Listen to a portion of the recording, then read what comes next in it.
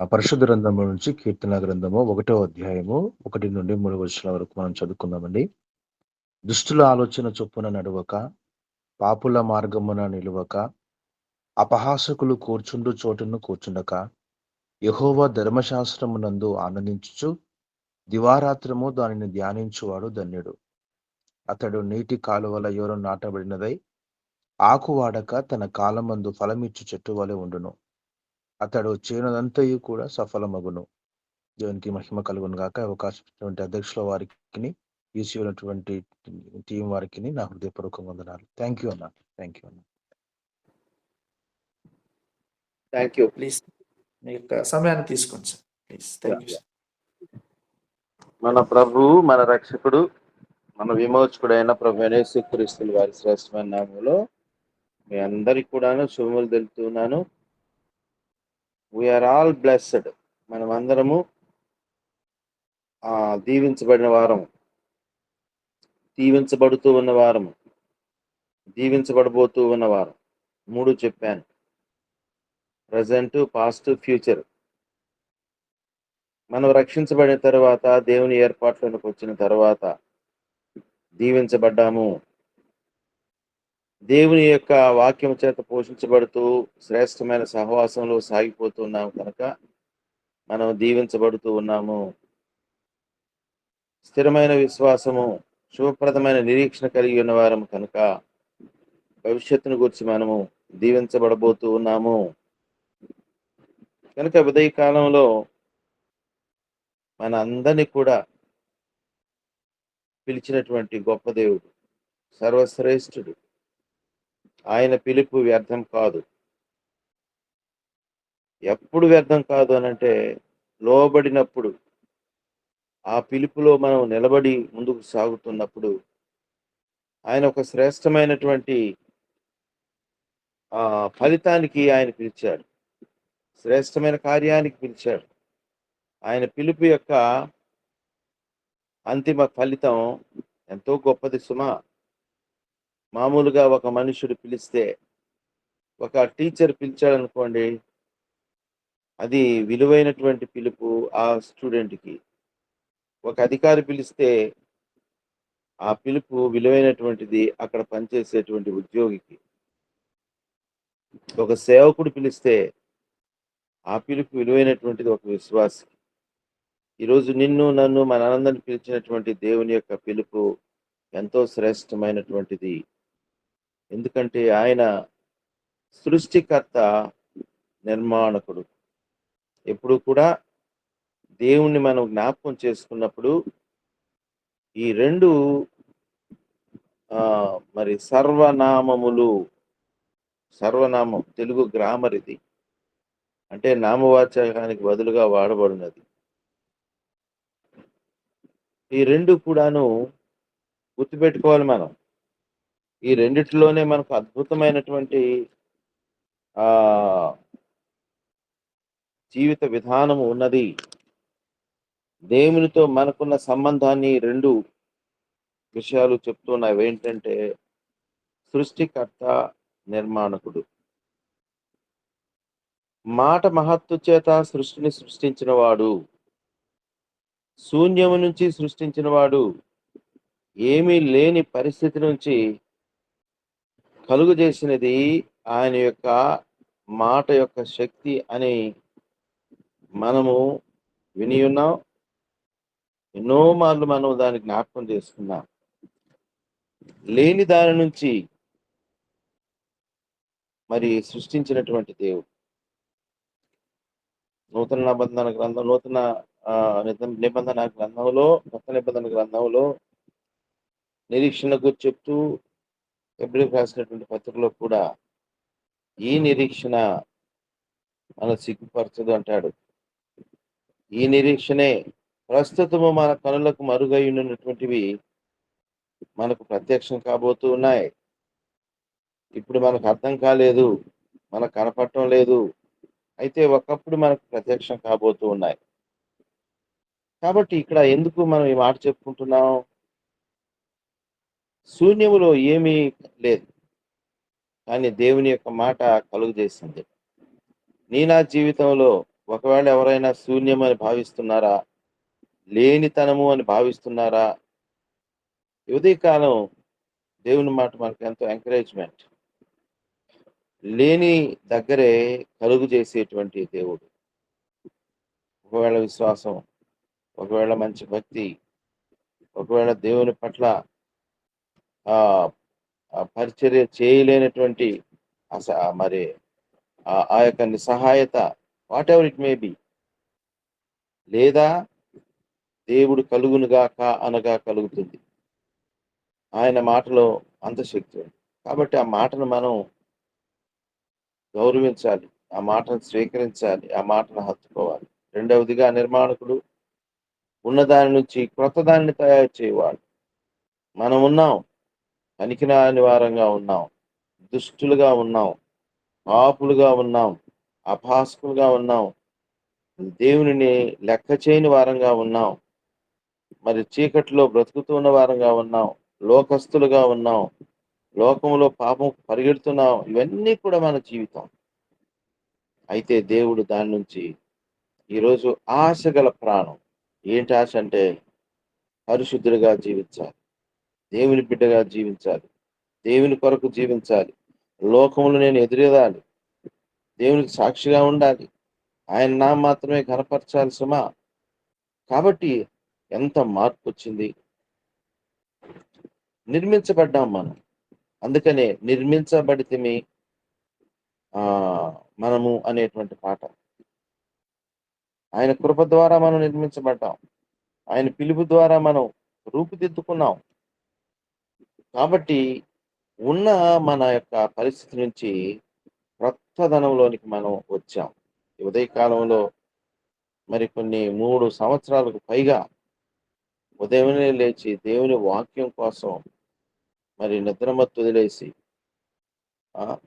మనం ఆశపడి దేవుని వాక్యాన్ని వినటానికి ఏంటి ఇందులో?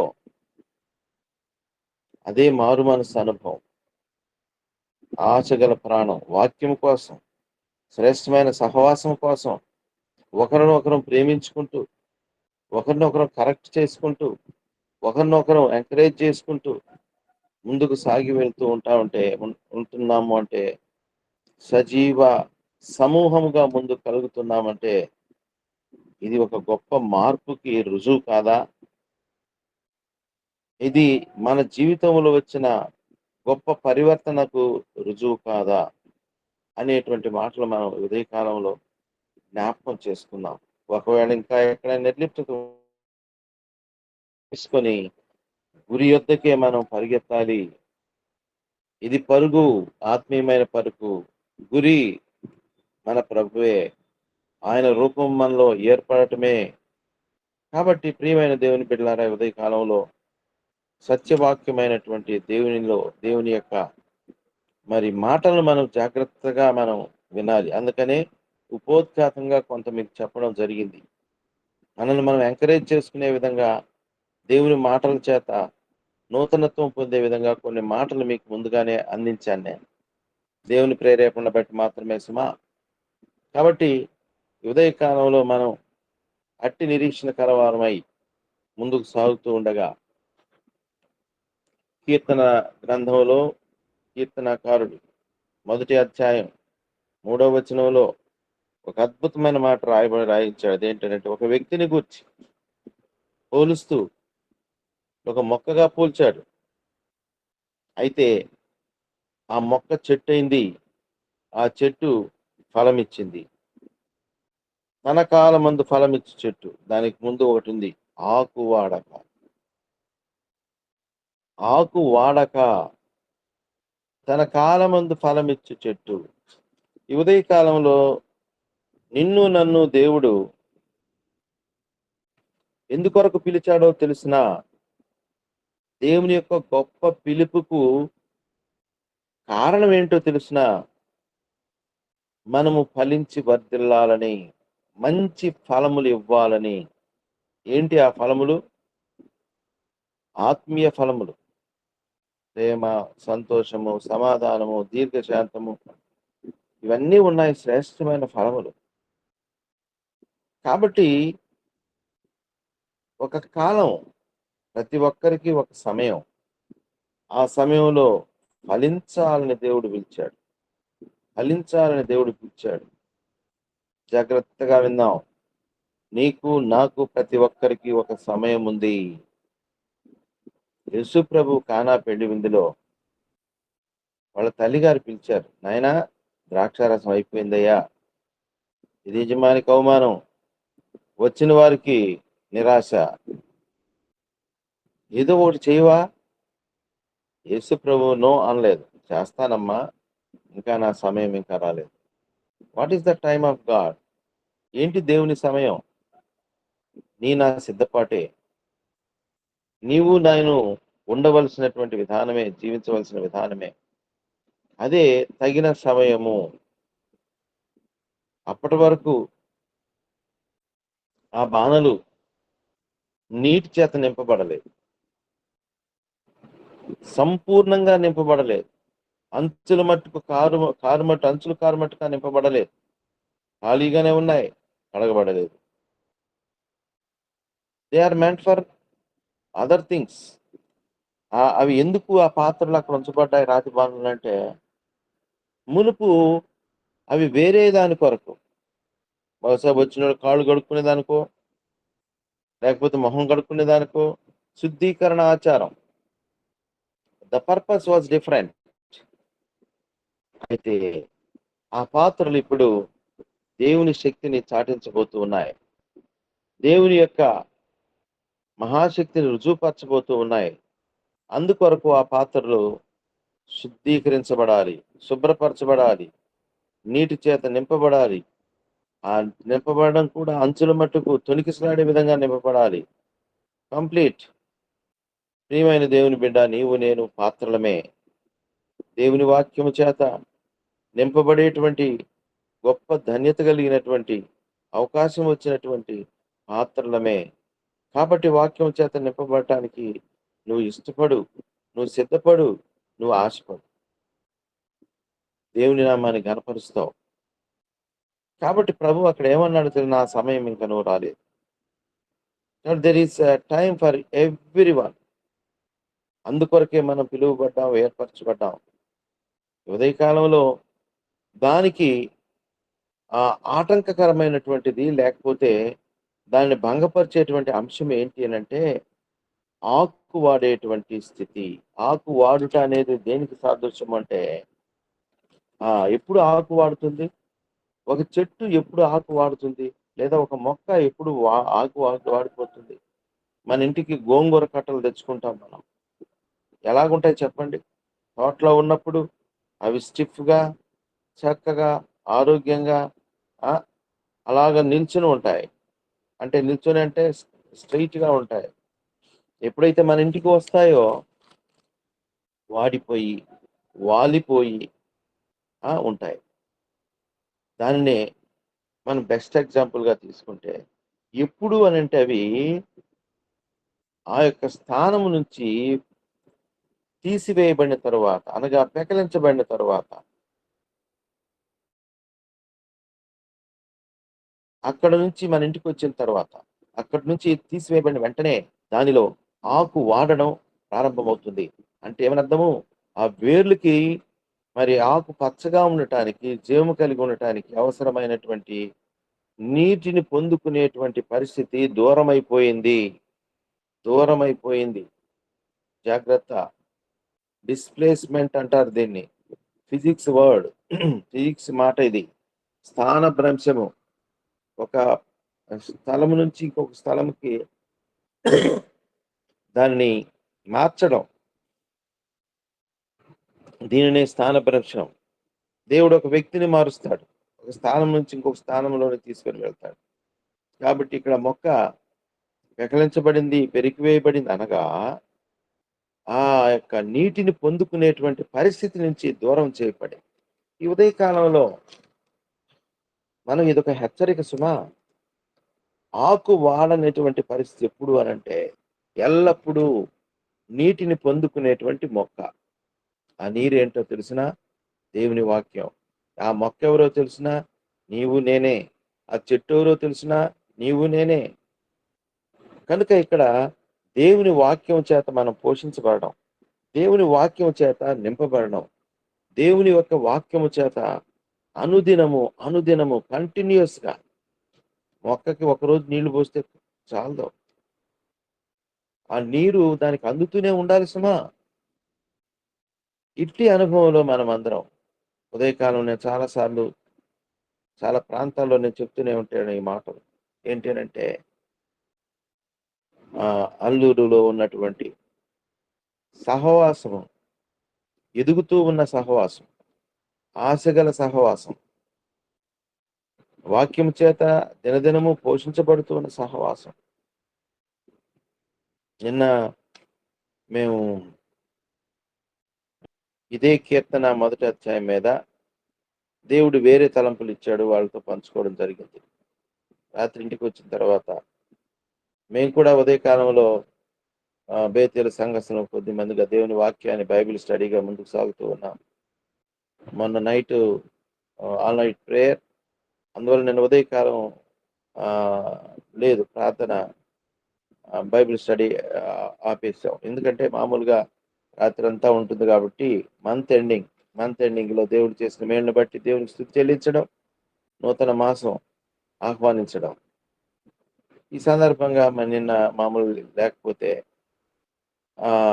చాలా మంది అడిగారు, అయ్యో వాక్యం ఉంటే బాగుండే, బైబిల్ స్టడీ ఉంటే బాగుండని. మా దగ్గర ఒక డిస్కషన్ వచ్చింది. మా పాప అనేది, డాడీ సండే అన్న కొంచెం రెస్ట్ ఇస్తే బాగుండు కదా. సండే అన్న, అమ్మ వాక్యం వినడమే వాళ్ళకి రెస్ట్, వాక్యం వినడమే మనకు రెస్ట్. బేతేలు అంటే మీకే ఇది యునైటెడ్ క్రిస్టియన్ యూత్ ఈరోజు నిన్న ఆదివారం కాదని. అంటే పిల్లల ఆలోచనలు రెస్ట్. అయితే ఎదిగిన మనం వాక్యం కోసం ఆశపడ్డ మనకు దేవుని వాక్యంలోనే రెస్ట్, దేవుని వాక్యంలోనే సంతోషం, దేవుని సహవాసంలోనే మనకు రిలాక్సేషన్. ఇవన్నీ కూడా ఇవి చెప్తూ ఉంటారు వాళ్ళు. చూడు, ప్రతి ఉదయకాలం వండర్ఫుల్. దీనికి అంతటికీ కారణం ఏంటి? దేవుని యొక్క మహాకృప, ఆయన ప్రేమ, ఆయన రుచి చూచినటువంటి అనుభవం మనల్ని నిద్రపోలేదు. ఆయన రుచి చూచినటువంటి అనుభవము మనల్ని ఆకు వాడేటువంటి పరిస్థితులను తీసుకొని రాదు. కనుక దినదినం దేవుని యొక్క వాక్యం వచ్చేది. దినదినము దేవునికి మనకు ఉన్నటువంటి ఆ దూరం తగ్గిపోయే విధంగా, ఈ మాటను జాగ్రత్తగా జ్ఞాపకం చేసుకోండి. దేవునికి మనకున్న ఆ యొక్క డిస్టెన్స్ తగ్గిపోవాలి. కొంతమందికి పెరిగిపోతూ ఉంటది, కానీ దేవుని వైపు మనం నడుస్తూ ఉండే కొద్దీ డిస్టెన్స్ తగ్గుద్ది.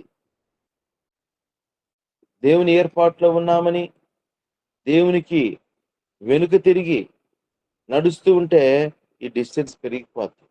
చూడండి, 2 ఇద్దరు నడిచేవాళ్లే. ఒకడేమో దేవుని వైపు నడిచేవాడు, రెండో వాడు ఆపోజిట్ డైరెక్షన్ లో నడిచేవాడు. వాడు నేను నడుస్తున్నాను అనుకుంటాడు, కానీ దూరం పెరిగిపోతుంది సమా. కాబట్టి ఆ దూరం పెంచే అంశాలు ఏంటి? వాటిని మనం జాగ్రత్తగా ఆలోచన చేయాలి. దేవునికి దగ్గర చేర్చే అంశాలేంటి? ఒక అయ్యూలో ఒక అద్భుతమైనటువంటి పాట ఉంది. దినంబు యేసుకు దగ్గరగా చేరుతా, అనుక్షణంబు యేసునేనా మదిలో కోరుతా, జీవవాక్యం దైవవాక్యం అనుదినంబు కోరుతా. చూసారా, దినదినము యేసు వైపుకు దగ్గరగా జరిగేటువంటి ప్రక్రియ వాక్య బోధ, శ్రేష్టమైన సహవాసము. కాబట్టి మనం పరీక్ష చేసుకోవాలి. వాక్యం వింటున్నానే, జరుగుతున్నానా? మంచి సహవాసం కలిగి ఉన్నానే, దేవునికి దగ్గరగా. ఇది మనకు కావలసినటువంటి భారం.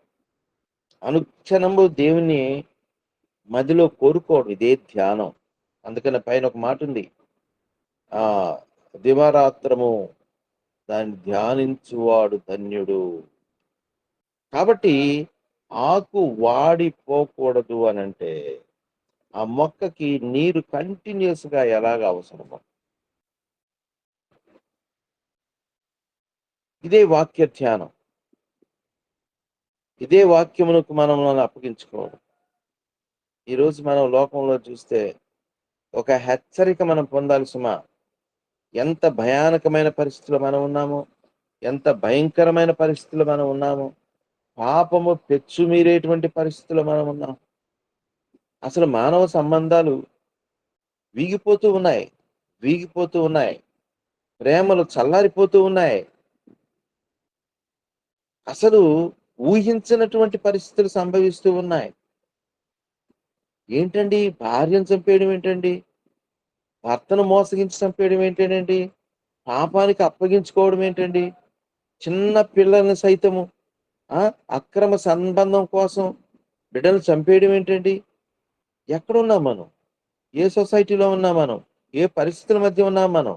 ప్రియమైన దేవుని బిడ్డలాగా ఉదయ కాలంలో భయం వేయటం లేదా?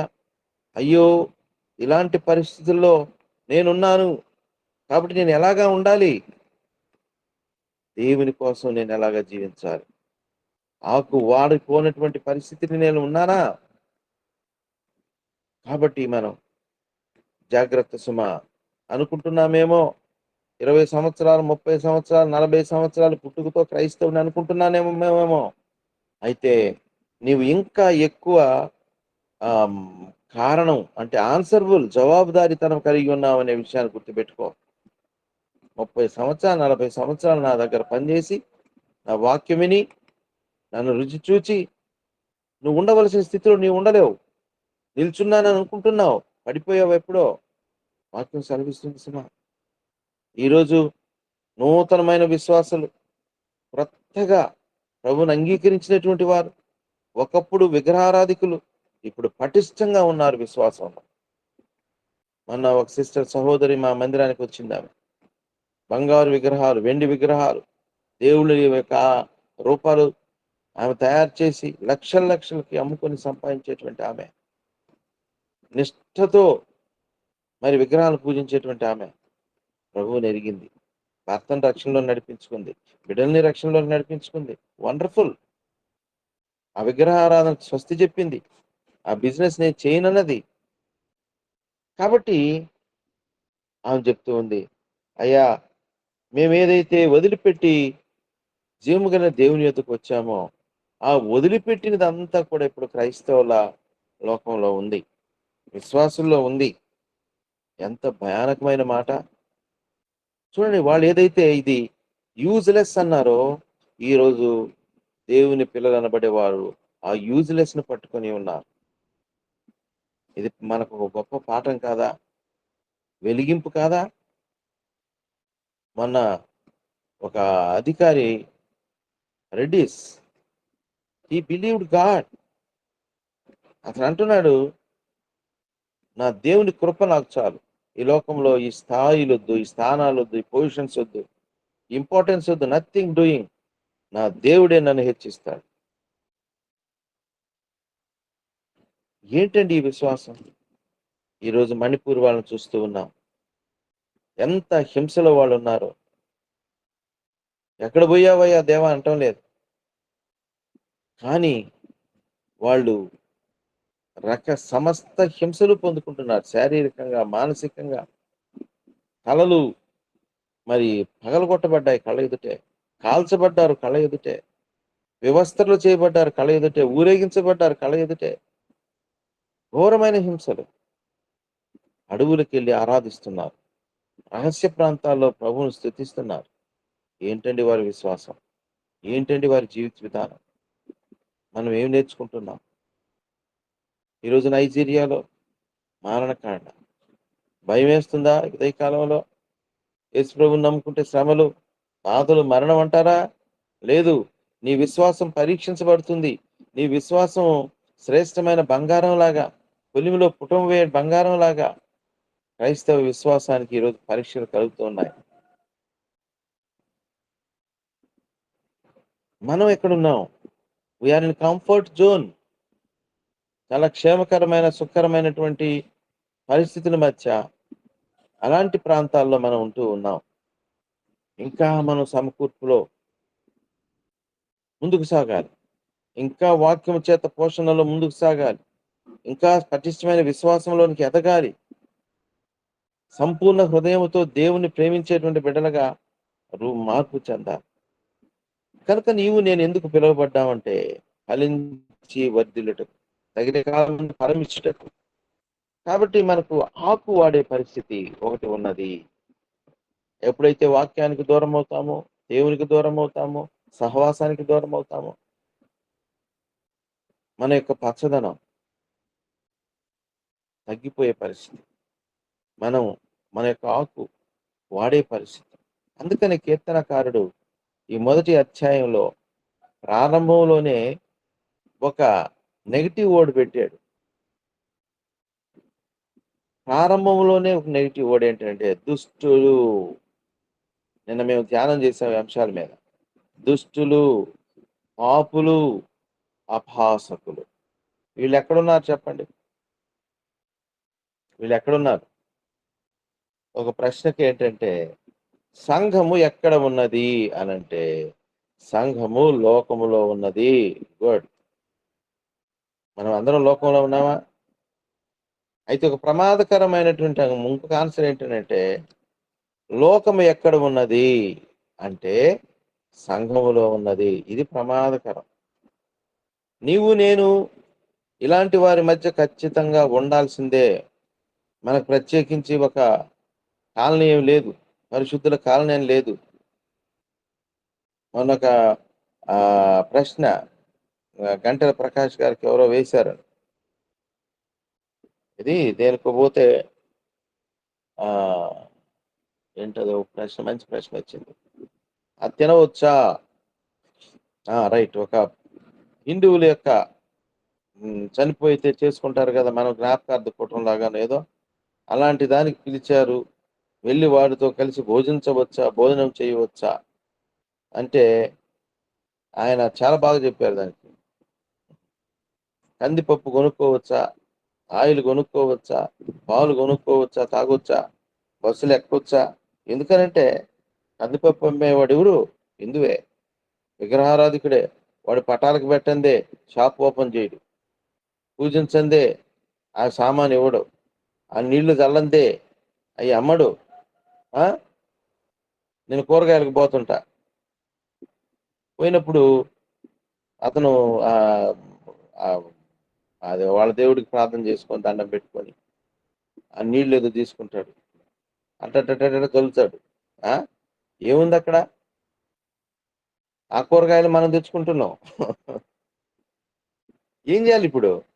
మనం కూరగాయల తోట వేసుకోవాలి. బిలీవర్స్ కూరగాయల తోట, బిలీవర్స్ కిరాణా, బిలీవర్స్ బస్సులు, బిలీవర్స్ నీళ్లు. ఇది సాధ్యమేనా? లోకంలో మనం ఉన్నాం. ఎందుకు ఉంచాడు దేవుడు అంటే లోకస్తులను దేవుని బిడ్డలుగా మార్చేందుకు, లోకమును మార్చేందుకు మనం ఉండాలి సుమా. బొగ్గుల మధ్య నిప్పుంటేనే బొగ్గులు మండుతాయి. అర్థమవుతుంది? బొగ్గుల మధ్య బొగ్గుంటే ఏమీ కాదు. నీవు నేను మరి ఇలాంటి పరిస్థితిలో దేవుడు మనల్ని ఉంచాడనే విషయాన్ని జాగ్రత్తగా మనం జ్ఞాపకం చేసుకోవాలి. తెచ్చుకున్నాం, ప్రార్థనతో పవిత్రమైపోయింది. కూరగాయలు కానీ, మనం తీసుకునేటువంటివి కానీ, మనం ఎక్కినటువంటి బస్సు కానీ, మన ప్రయాణం కానీ. అందుకనే ప్రార్థన. ఒక సంతోషకరమైన మాట ఏంటంటే మనము లోకంలో వెలుగై ఉన్నాం. లోకానికి యేసుప్రభు ఎలాగా వెలుగై ఉన్నాడో ఆయన బిడ్డలంగా మనం కూడా వెలుగై ఉన్నాం. మనం ఎక్కడ అడుగు పెడితే అక్కడ చీకటి అవుట్, ఎక్కడ అడుగు పెడితే అక్కడ శాపగ్రస్తమైంది దీవెనగా మార్చబడుతుంది. ఆ ధన్యత దేవుడు మనకి ఇచ్చాడు. కాబట్టి ఎంత మార్పు వచ్చింది మన జీవితంలో.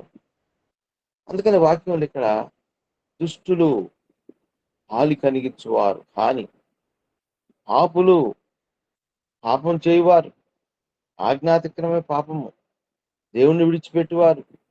నీవు నేను ఎలాగా ఉండాలి? ఆ బాధ్యత కలిగిన వారంగా మనం ఉండాలి. వారి మధ్యనే మనం ఉన్నాం కాబట్టి వారితో సహవాసం. నడువకు, నిలువకు, కూర్చుండకు. ఎవరు? నడువకు చెప్పు రావట్లేదు. నడువకు, నిలువకు, కూర్చుండకు. దుష్టులతో నడిచేటువంటి పరిస్థితి వస్తుంది సుమా. వారి ఆలోచన చొప్పున నడిచేటువంటి పరిస్థితి వస్తుంది సుమా. జాగ్రత్త. నిలువకు. అలాగా వింటూ ఉంటే హాయిగా అక్కడ సెటిల్ అయిపోయే పరిస్థితి వస్తుంది సుమా. నిలిచిపోయేటువంటి పరిస్థితి. అపహాసకులు, మాకర్స్, హేళన. ఈరోజు దేవుని వాక్యం అంటే లెక్క చేయనితనం. దేవుని వాక్యం అంటే హేళన. దేవుని సన్నిధి అంటే హేళన. దేవుని మాటలను స్వల్పంగా ఎంచడం. అయ్యో అవి లెక్క చేయకపోవడం. ఈరోజు భక్తిహీనత కారణం. ఆకువాడే పరిస్థితి కారణం. దేవుని శ్రేష్టమైన వాక్యాన్ని మనం పొందుకోలేకపోతున్నాం. ఉదయకాలం మనం జ్ఞాపకం చేసుకుందాం. కనుక ఏవి ఆటంకాలో వాక్యంలో కీర్తనకారుడు వివరించారు. ఏవి చెయ్యాలో కూడా చెప్పాడు. యెహోవా ధర్మశాస్త్రం ముందు ఆనందించుచు దివారాత్రము దాన్ని ధ్యానించేవాడు ధన్యుడు. అతని ఆకు వాడదు. అతని జీవం ఎల్లప్పుడు అలాగనే ఉంటుంది. ఎప్పటి వరకు అంటే ఆత్మఫలములు ఫలించేంత వరకు. ఎంత గొప్ప కార్యం దేవుడు మన జీవితంలో చేశాడు. ఈ ఉదయ కాలంలో నీవు ప్రేమ, సంతోషము, సమాధానము, దీర్ఘశాంతము, సహనము ఇవన్నీ ఉన్నటువంటి ఆత్మఫలములు కలిగిన వారుగా నీవు నేను ఉండాలని ఆశ ఉన్నదా? పరిశీలన చేసుకుందాం.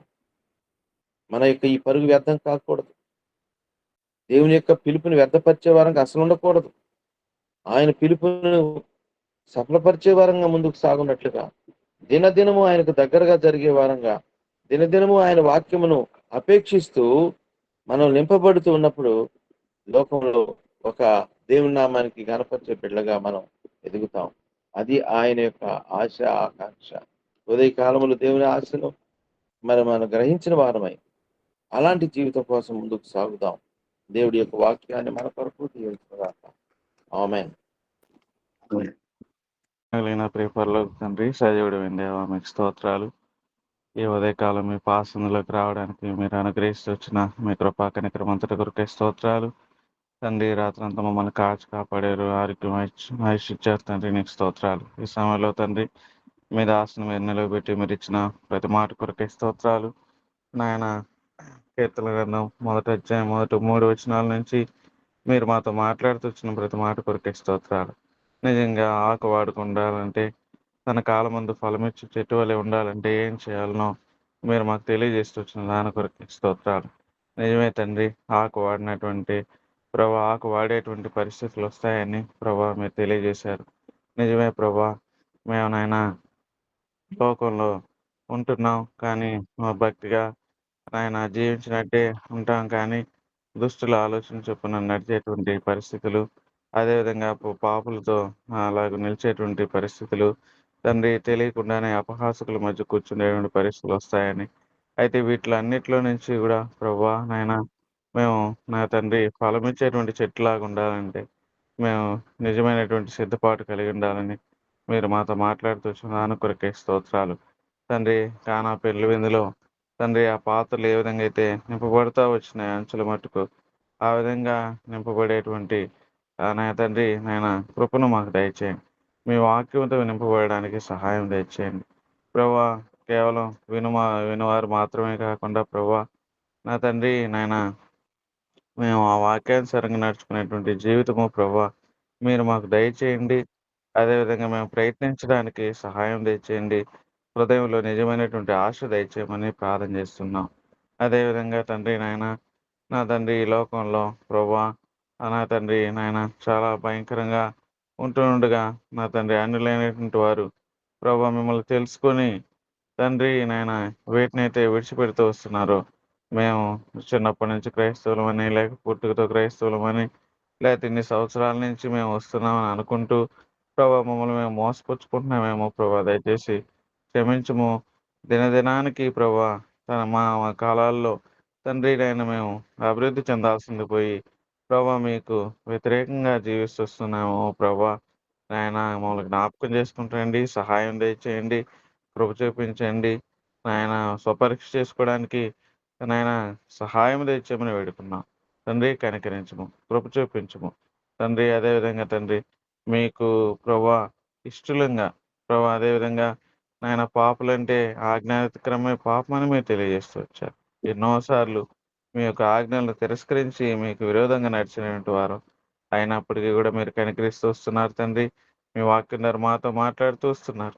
ఆ వాక్యాన్ని హృదయంలో దాచుకుని నాయన నా తండ్రి నాయన మీకు లోబడి మీకు విధేయులమై జీవించడానికి కాసం కృప దయచేయమని మా సమయంలో మేము ఫలించేటువంటి వారంగా ఆత్మఫలం మా యొక్క జీవితంలో మేము ప్రతి ఒక్కరు ఫలించేటువంటి కృపను దయచేయమని వాక్యం వినిచ్చిన మీద దీవించి ఆశీర్వదించమని అదేవిధంగా తండ్రి విన్న వాక్యాన్ని హృదయంలో నీరు కట్టి ఫలింపు చేయండి. 30 అంతలుగా 60 అంతలుగా 100 అంతలుగా ఫలింపడానికి సహాయం దయచేయమని యేసుక్రీస్తు నామములో ప్రార్థించి స్తుతించి అడిగి వేడుకున్నాము తండ్రి. ఆమేన్. ఆమేన్. ఆమేన్. ఆమేన్. ఆమేన్. ఆమేన్.